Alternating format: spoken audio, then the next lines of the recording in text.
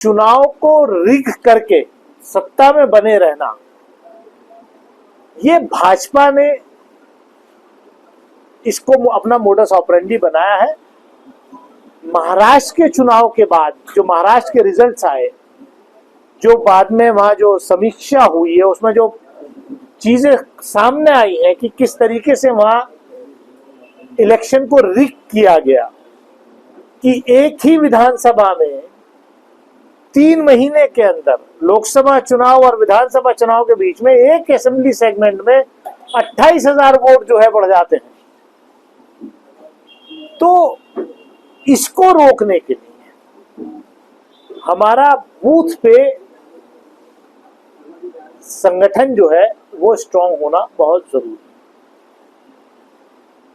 अब क्या कहें कि मोदी जी को तो लोगों को लाइन में लगाने की आदत है। मुझे पता है आपके मुंह में जो सवाल आने वाला उसका मैं पहले जवाब दे देता हूँ। बिहार के अंदर जो स्पेशल रिवीजन वोटर लिस्ट का चल रहा है, मैं इतना ही कहूंगा, पहले नोटबंदी के नाम पर लोगों को लाइन में लगाया, अब वोट बंदी के नाम पर लोगों को लाइन में लगाया और सर्टिफिकेट्स मांग रहे हैं आम जनता से, आम वोटर से कि बर्थ सर्टिफिकेट लाओ आप।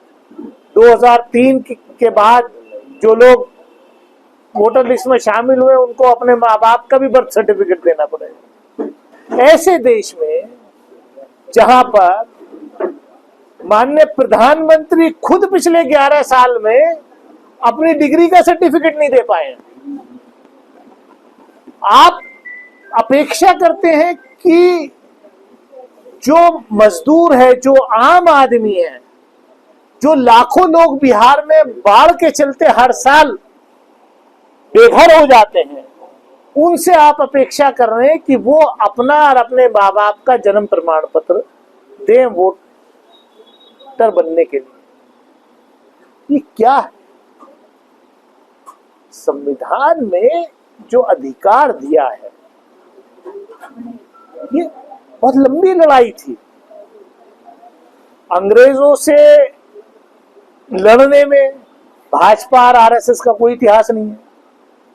वो तो भारत छोड़ो आंदोलन का विरोध कर रहे थे, अंग्रेजों के साथ मिलकर के काम कर रहे थे।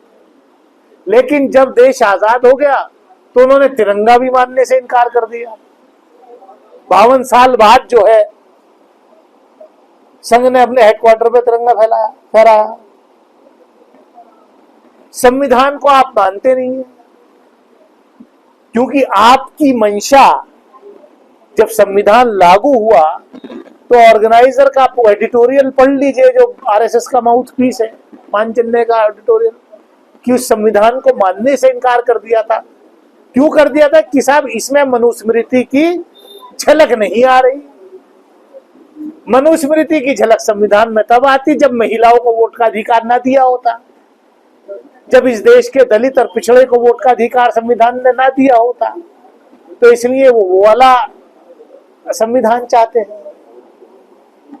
तो कांग्रेस पार्टी जननायक राहुल गांधी जी के नेतृत्व में इस देश के हर गरीब, गुरबा, शोषित, वंचित, पीड़ित समाज के व्यक्ति के साथ खड़ी है। उनके अधिकारों का हनन किसी कीमत पर नहीं होने देंगे। अन्याय जहां भी होता है, अन्याय चाहे वो संभल में हो, चाहे मुरादाबाद में हो, चाहे अमरोहा में हो, चाहे दिल्ली में हो, लखनऊ में हो, आसाम में हो, कलकत्ता में हो, भोपाल में हो, उस अन्याय के खिलाफ राहुल गांधी जी का, कांग्रेस का एक एक बब्बर शेर तैयार हो रहा है लड़ाई लड़ने के लिए।